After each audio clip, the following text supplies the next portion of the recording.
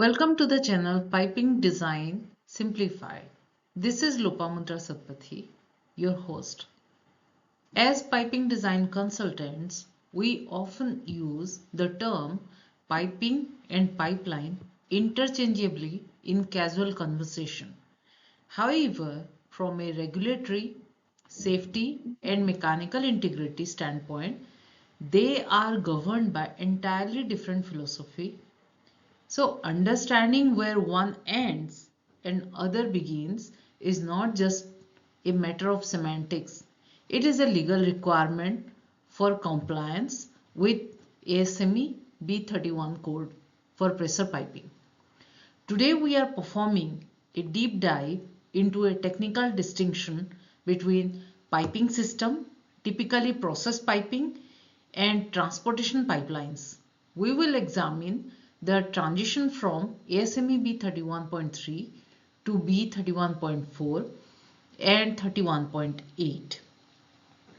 The shift in material standard from ASTM to API, how safety factors are calculated differently, and when you move from one plant environment to a public domain.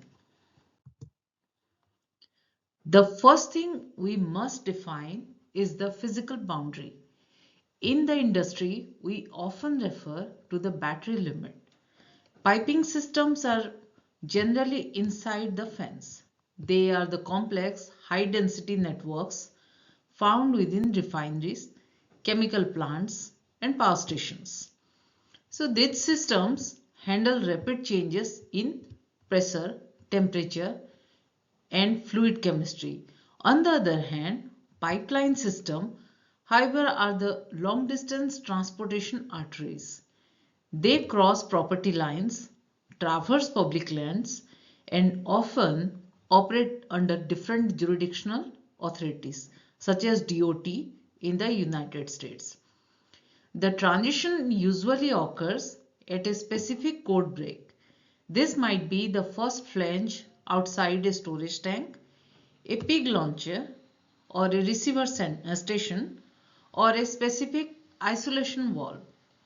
Identifying this point on your PNID is very critical because it dictates every engineering decision that follows, from the wall thickness calculation to the NDT requirement. Let us talk about codes. For process piping, ASME B31.3 is our Bible. It is designed for severe service where we expect high thermal expansion and frequent cycles. Because the complexity is high and the space is confined, 31.3 is generally more conservative. But when we move to pipelines, we shift to 31.4 for liquid transportation, 31.8 for gas transmission. So why the split? It comes down to the stored energy. A gas pipeline failure involves a massive release of compressed energy and potential fire, whereas a liquid line focuses more on environmental containment and surge pressures. A key technical difference lies in how we treat allowable stress. In B31.3, the allowable stress is generally uh, the lower of one-third of the tensile strength or two-thirds of yield strength. But in pipeline code, we use the specific minimum yield strength. So this minimum yield strength multiplied by a design factor F, which changes based on the population density of the area the pipe passes through. The materials we specify also follow this code break. In process piping, we rely heavily on ASTM standards. For carbon steel, ASTM A106 grade B. It is the industry workhorse for seamless pipe. It offers excellent weldability and predictable performance in high temperature plant environment. In the other hand, for pipeline, we prioritize high strength to weight ratios to reduce the cost of steel over hundreds of miles. So this brings us to API 5L. And API 5L offers us various of grades, X grades, such as X52, X65 or X70. And this number denotes the yield strength in KSI. Design philosophy is where the two worlds truly diverge. In piping design, we deal with displacement stress. Because the pipe is confined in racks with many elbows, T's, so thermal expansion is our biggest enemy. We use stress analysis software like Caesar 2 to ensure that the piping is flexible enough to handle these loads without damaging equipment nozzles. So here, Barlow's formula is the fundamental mathematical link between internal pressure and physical dimension of the pipe. While it is the cornerstone for determining wall thickness, the application changes, which depending on whether you are following 31.3 or 31.8. So now let us get into the math that keeps the fluid inside the pipe. Barlow's formula is our starting point. It tells us that hoop stress is a function of pressure and the ratio of diameter to thickness.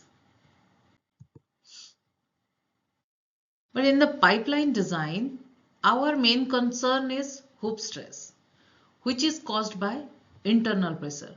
So we use a variation of Barlow's formula where P equals 2ST divided by D times F times E times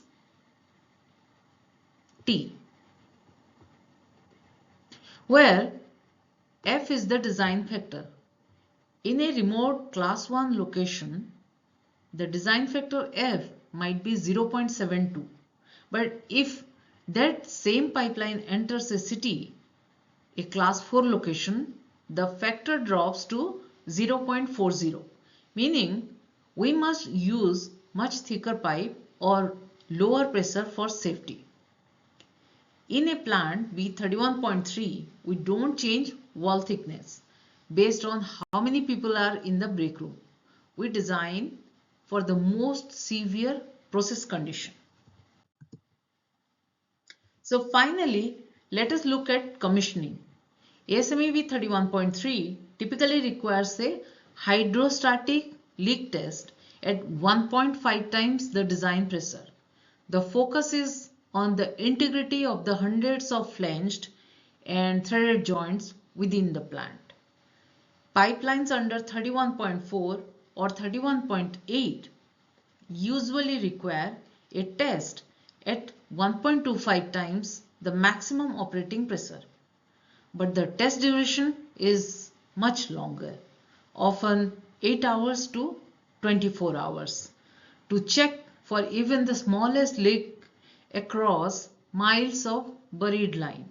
We also use pigging for pipelines, both for cleaning and for inline inspection. We use smart tools to detect corrosion.